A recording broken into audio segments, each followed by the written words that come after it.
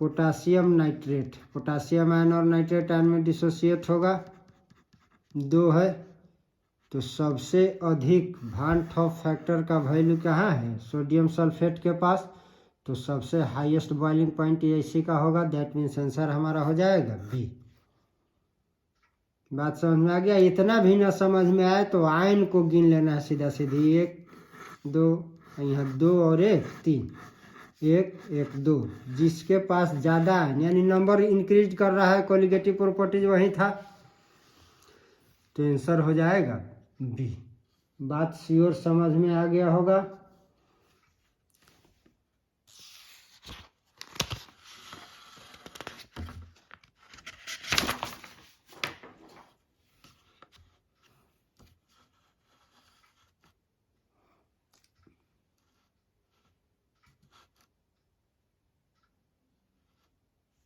Next question है, osmotic pressure of A solution is 0.8 to 1 atmosphere at temperature of 300 Kelvin. The concentration of solution in moles per liter will be.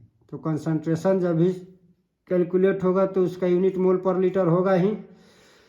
Question कर रहा है osmotic pressure. Osmotic pressure को generally पाई से represent किया जाता है। हम लोग प्रॉपर्टीज ऑफ गैस के रिलेशन से रिलेट करा के आसान लगे याद करने में, इसके लिए हम लोग पी से भी इंडिकेट किए थे, पी भी चलेगा। तो ऑस्मोटिक प्रेशर का वैल्यू दे रहा है किसी सॉल्यूशन के लिए 0.8 to 1, टेम्परेचर दे रहा है 300 केल्विन। तो हमको कैलकुलेट करना है कंसंट्रेशन। कंसंट्रेशन बोले तो N/V कैलकुलेट करना है, इसी को हम कंसंट्रेशन कहते हैं।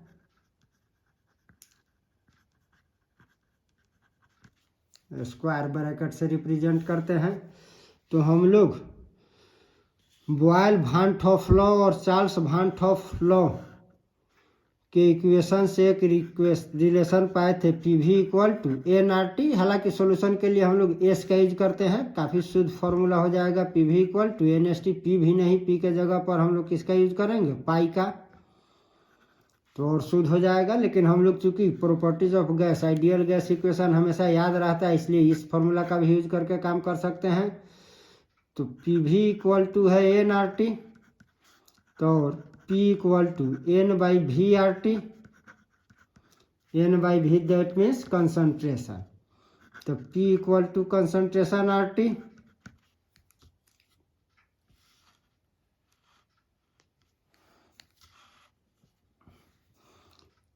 तो अब प्रेशर दे रहा है, टेम्परेचर दे रहा है, R डिफिनिट वैल्यू होता है।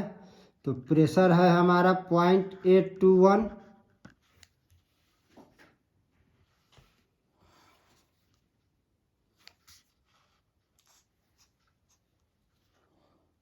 इक्वल टू कंसंट्रेशन कैलकुलेट करना है into R gas constant, solution constant, दोनों का सेम वैल्यू है 0.08 to 1। एब्सोल्यूट टेम्परेचर दे रहा है 300, तो कंसंट्रेशन इक्वल टू हो जाएगा 0.8 to 1 बाई 0.08 to 1 इंटू 300। अब इसको हम कैंसिल करेंगे तो ऊपर 10 आ जाएगा, 1/30। तो 0.033 मोलरिटी, मोल्स पर लीटर में हम लोग मोलरिटी को एक्सप्रेस करते हैं, उसी में ऑप्शन दिया हुआ भी है। तो हमारा आंसर क्या हो जाएगा? डी। आंसर हो जाएगा डी। नेक्स्ट क्वेश्चन कह रहा है ऑस्मोटिक प्रेशर इंक्रीज्ड व्हेन, परिसारक दाब बढ़ता है कब? तो कह रहा है temperature increased, temperature decreased, volume increase, none of these. इसमें से क्या आंसर होगा? तो परिसारक दाब हम लोग पढ़े थे ऑस्मोटिक प्रेशर, या जो मेरे यहाँ नहीं भी पढ़ा होगा, कहीं भी पढ़ा होगा ऑस्मोटिक प्रेशर पिस्टन पर लगाया गया वह दाब है जो घोलक को घोल में जाने से रोकता है। तो जब हम टेम्परेचर बढ़ाएंगे तो टेम्परेचर बढ़ेगा तो कंसंट्रेशन, मान लो हम चीनी का घोल अब उसको गर्म करते जा रहे हैं तो गाढ़ा होते चला जा रहा है। अब उसको वाटर यानी सॉल्वेंट को सोखने का टेंडेंसी बढ़ जाएगा, और सॉल्वेंट सोखने का जिसके पास टेंडेंसी बढ़ा हुआ है, अब किसी व्यक्ति को सपोज दैट सीधा सीधी कंसेप्ट, काफ़ी गर्म रूम में गर्मी के मौसम में रख रहे हैं और उस रूम का टेम्परेचर और बढ़ा रहे हैं, दैट मीन्स अब उस व्यक्ति को पानी पीने का जिज्ञासा इच्छा काफ़ी अधिक बढ़ जाएगा। अब पानी वह नहीं पी पाए इसके लिए उसका जोर से गर्दन दबाना होगा ताकि पानी उसके अंदर घुस नहीं पाए। तो जब प्यास कम लगा हो तो कम भी दबाएंगे तो उसके पास उतना इच्छा ही नहीं है किसी तरह से उसको अंदर घोंट लेने का। तो उसी तरह टेम्परेचर बढ़ेगा तो कंसंट्रेशन बढ़ेगा, सांद्रता बढ़ जाएगा, कंसंट्रेशन बढ़ेगा तो सॉल्वेंट को एब्जॉर्ब करने का टेंडेंसी बढ़ेगा, तो परासरणी दाब हमारा अधिक लगाना होगा ताकि एब्जॉर्ब नहीं कर पाए। तो टेम्परेचर जब बढ़ता है तो परासरणी दाब बढ़ता है। आंसर हमारा क्या हो जाएगा? ए हो जाएगा।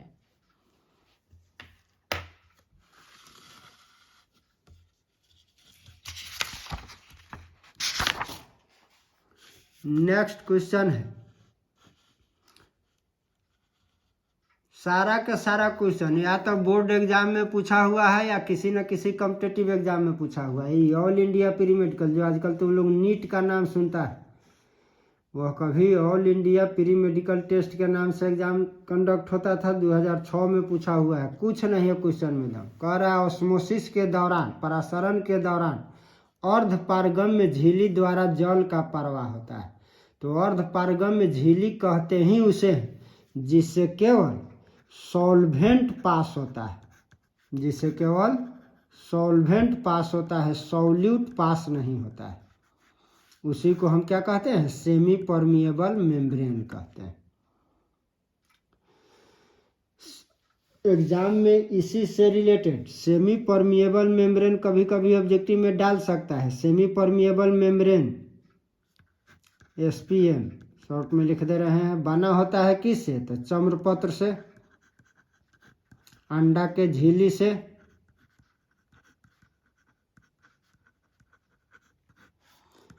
कैल्शियम फॉस्फेट से। इसी दोनों केमिकल वाला का ज़्यादा करके ऑप्शन सेट करता है, या कॉपर फेरोसाइनाइड्स। लैब में हम लोग जो सेमी परमिएबल मेम्ब्रेन यूज करते हैं वह बना होता है कॉपर फेरोसाइनाइड से। यही हमारा यूज होता है लैब में, यूज्ड इन लैब। तो क्वेश्चन है, परासरण के दौरान अर्धपारगम्य झिल्ली द्वारा जल का प्रवाह होता है।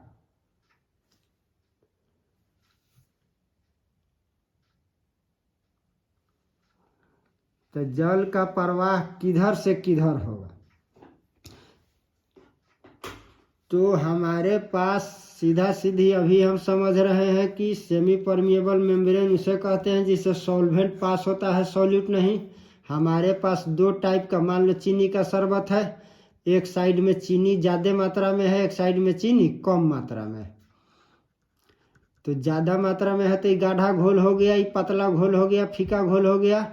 अब यहाँ से जल केवल तब तक प्रवाहित होगा जब तक दोनों तरफ का सांद्रता समान नहीं हो जाए। तो केवल कौन पास हो रहा है? घोलक पास हो रहा है। किधर से पास हो रहा है? जिधर कंसंट्रेशन लो, यह कम गाढ़ा है, ये ज़्यादा गाढ़ा है। तो लो कंसंट्रेशन वाले से सॉल्यूशन क्या होता है?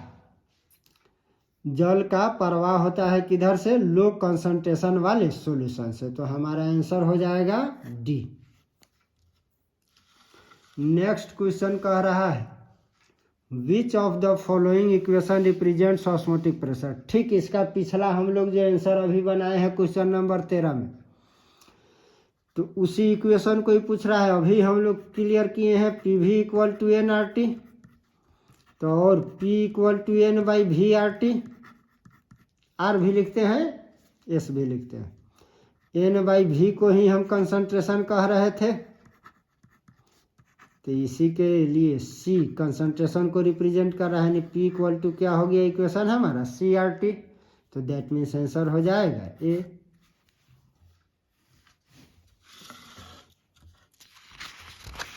ये भी बोर्ड एग्जाम 20 में पूछा हुआ क्वेश्चन, हर एक क्वेश्चन इस पार्ट में जितना क्वेश्चन 10 के 10 क्वेश्चन का सेट है, 10 के 10 क्वेश्चन या तो बोर्ड एग्जाम में पूछा हुआ है या किसी न किसी competitive. Question number 17 board exam 20 में हाल फिलहाल पूछा हुआ है।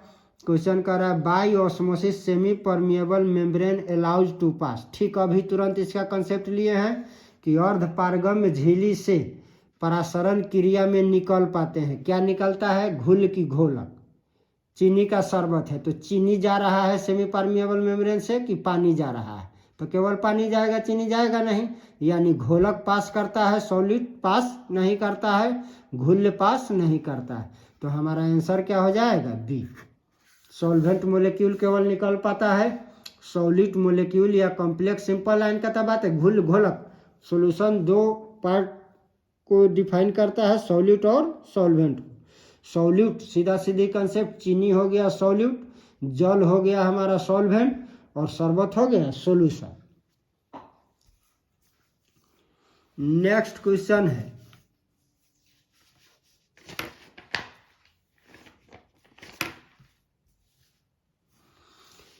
a 5% solution of cane sugar, a 5% solution of cane sugar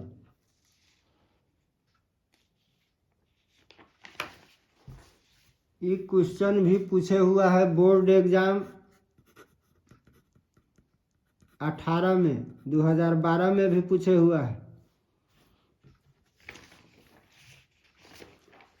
ये ऑल इंडिया प्री मेडिकल जो आजकल नीट का नाम सब सुनता है, 98 में पूछे हुआ है, यानी बहुत पहले पूछे हुआ है, फिर भी क्वेश्चन पूछे हुआ है। क्वेश्चन लेकिन दमदार भी है।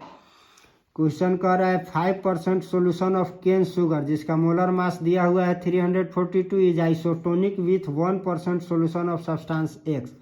हम लोग 3 टाइप का ऑस्मोटिक प्रेशर के बेस पर सोल्यूशन का पार्ट पढ़े थे, जिसमें एक था हाइपरटोनिक सॉल्यूशन, एक था हाइपोटोनिक सॉल्यूशन और दूसरा था आइसोटोनिक सॉल्यूशन। आइसोटोनिक सॉल्यूशन किसे कहते हैं? तो that solution which osmotic pressure are same. तो कोई भी 2 सॉल्यूशन है जिसका ऑस्मोटिक प्रेशर सेम होगा उसी को हम क्या कहेंगे? आइसोटोनिक सॉल्यूशन कहेंगे। तो यह कह रहा है कि चीनी का 5% सॉल्यूशन आइसोटोनिक है किसके साथ? किसी एक्स के साथ। कितना से? 1% सॉल्यूशन से। तो इस एक्स का मोलर मास क्या होगा? तो शुगर के रेस्पेक्ट में हम PV equal to NRT calculate करेंगे। सिंपल जो हम लोग आइडियल गैस है कि उसी का बार बार यूज कर दे रहे हैं। और एक्स के रेस्पेक्ट में भी PV इक्वल टू NRT को कैलकुलेट करेंगे। दोनों की इक्वेशन के रिलेशन से हम आंसर पाएंगे। तो केन शुगर के लिए 5% जब हो, हम लोग ढेर सारा न्यूमेरिकल क्लासरूम में भी बनाए हुए हैं, तो वह वॉल्यूम 100 मिलीलीटर को रिप्रेजेंट कराता है, जिसको लीटर में कन्वर्ट करेंगे तो 1000 से डिवाइड करेंगे 0.1 लीटर हुआ। यानी चीनी के रेस्पेक्ट में V1 हो गया हमारा 0.1 लीटर।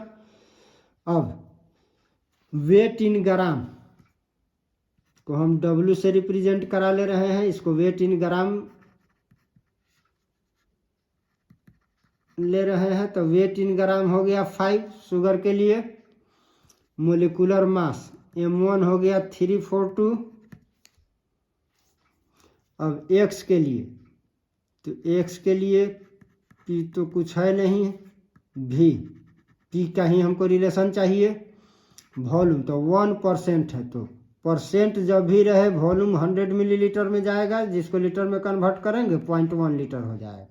इसको हम V2 ले लेते हैं, इसके लिए W2। तो वेट इन ग्राम, तो ये 1% है तो W2 हो जाएगा 1। M2 हमको कैलकुलेट करना है। तो अब देखो दोनों के लिए हमारे पास यह इक्वेशन है। तो P into 0.1 equal to N weight in gram by molecular mass यानी W1/m1 RT। इसके लिए तो इसको P1 ले लेते हैं, इसको P2 into 0.1 equal to W2/m2 RT। तो P1 इंटू 0.1 इसके लिए W1 है 5, M1 है 342, P2 इंटू 0.1 W2 है 1, M2 है, कैलकुलेट करना RT। तो आइसोटोनिक है सॉल्यूशन हमारा। तो आइसोटोनिक तब कहलाएगा जब P1 इक्वल टू P2 हो जाएगा। That means 5/342 RT equal to 1/m2 RT। यह कैंसिल हो गया। तो M2 इक्वल टू क्या हो जाएगा? तो M2 इक्वल टू हो गया 342/5। तो 68 ग्राम हो जाएगा उसका मोलिकुलर मास। एमयू में मोलिकुलर मास को हम लोग लिखते हैं, तो खैर कोई यूनिट दिया नहीं है। तो आंसर हमारा हो रहा है क्या? 68.4। तो आंसर हो जाएगा ए।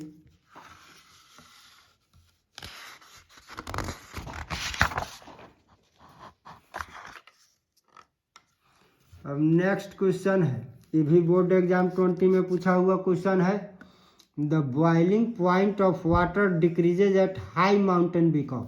सिंपल सा कॉमन सेंस का बात है। पहाड़ी के जैसे जैसे हम ऊंचाई पर जाते हैं हवा का मात्रा घटते चला जाता है। हवा का मात्रा यानी एयर जब घटेगा तो उससे लगने वाला प्रेशर भी घटेगा। दैट मीन्स एटमॉस्फेरिक प्रेशर कम हो जाएगा। हम लोग तो सीधा सीधी सिंपल पढ़े रहते हैं कि जिस टेम्परेचर पर कोई सब्सटेंस बॉयल होने लगता है वही बॉइलिंग पॉइंट कहलाता है, जो गलत डिफिनीशन है। बॉइलिंग पॉइंट का डिफिनीशन हम लोग 11th में ही पढ़े थे। That temperature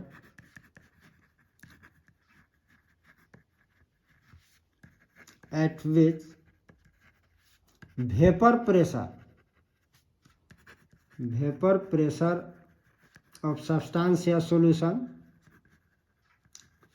is equal to the atmospheric pressure।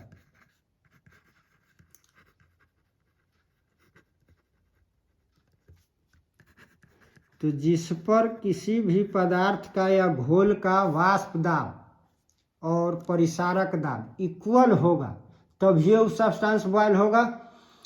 तो चूंकि हमारा ऊंचाई पर एयर प्रेशर कम है, एटमॉस्फेरिक प्रेशर कम है, तो एटमॉस्फेरिक प्रेशर कम है तो वेपर प्रेशर जो होगा वो कम टेम्परेचर पर एटमॉस्फेरिक प्रेशर के बराबरी कर लेगा, इक्वलिटी में आ जाएगा। तो कोई आंसर हमारा क्या होगा? Atmospheric pressure is low. चूँकि परिसारक वायुमंडलीय दाब का मान कम होता है इसलिए पहाड़ के ऊंचाई पर, माउंटेन हिल पर जल का बॉइलिंग पॉइंट घट जाता है। जल 100 डिग्री से अंडर में ही क्या होने लगता है? बॉयल होने लगता है।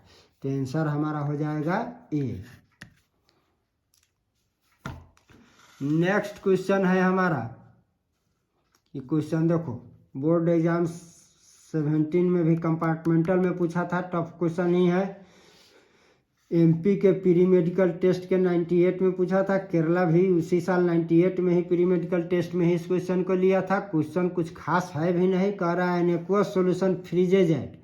कोई जलीय घोल है जो जम जाता है कितना पर, यानी इसका फ्रीजिंग पॉइंट जो है, इसका फ्रीजिंग पॉइंट दे रहा है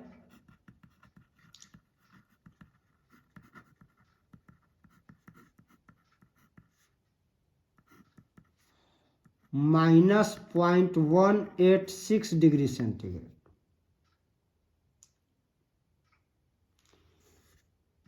इसका फ्रीजिंग पॉइंट कांस्टेंट, जिसको स्टैंडर्ड भाषा में क्रायोस्कोपिक कांस्टेंट कहते हैं, का वैल्यू दे रहा है 1.86। Elevation of boiling point constant यानी इवेल्यूस्कोपिक कांस्टेंट स्टैंडर्ड भाषा में केवी से रिप्रेजेंट करते हैं 0.512 दे रहा है। तो कह रहा है कि इसी एक्वस सॉल्यूशन का एलिवेशन इन बॉइलिंग पॉइंट क्या होगा। तो हम लोग एक पढ़े थे depression in freezing point colligative properties है, दूसरा पढ़े थे elevation in boiling point colligative properties ही है, यानी एलिवेशन इन बॉइलिंग पॉइंट का वैल्यू हमको कैलकुलेट करना है। That means changing in boiling point के टेम्परेचर को कैलकुलेट करना है, डेल्टा टीबी चाहिए। तो टीएफ का वैल्यू इतना दिया हुआ है, तो डेल्टा टीएफ इक्वल टू क्या हो जाएगा, तो 0। कोई भी पदार्थ फ्रीजेज होता है 0 डिग्री से लो टेम्परेचर पर, तो 0 से माइनस करेंगे इसको, तो -0.186 डिग्री सेंटीग्रेड। तो यह हो जाएगा प्लस में चला जाएगा, माइनस माइनस प्लस, यानी 0.186 डिग्री सेंटीग्रेड। अब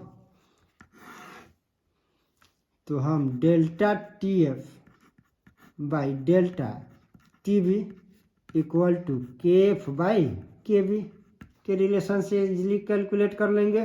तो डेल्टा टीएफ हमारा आया 0.186, डेल्टा टीबी हमको चाहिए, केएफ दे रहा है 1.86, केबी दे रहा है 0.512। तो डेल्टा टीबी इक्वल टू हो जाएगा 0.186 इंटू 0.512 बाई 1.86। इसको हम यह 10⁻⁻⁻1 कर लेंगे तो कैंसिल हो गया। अब इस पावर को कैंसिल करेंगे तो 0.0512 डिग्री सेंटीग्रेड आंसर हो गया। तो हमारा ऑप्शन दे रहा है 0.05 कौन 0.0512, तो आंसर हमारा हो जाएगा डी। उम्मीद करते हैं सभी को श्योर समझ में आ गया होगा। फिर भी किसी क्वेश्चन पर किसी तरह का कोई कन्फ्यूजन हो तो कमेंट करना है, कमेंट के माध्यम से भी हम आंसर बता देंगे, या फिर नेक्स्ट पार्ट का जो वीडियो आएगा तब उस क्वेश्चन पर हम फिर से कमेंट कर देंगे, एक बार फिर से एक्सप्लेन कर देंगे। वीडियो को शेयर श्योर करना है, और चैनल पर जो भी नया होगा अपना यदि आवश्यकता लगे कि हाँ यह तुम्हारे काम का है तो सब्सक्राइब कर लेना। नाच को देखने से यूट्यूब के उससे अच्छा है कि कुछ ना कुछ तो सीखेगा। ठीक है।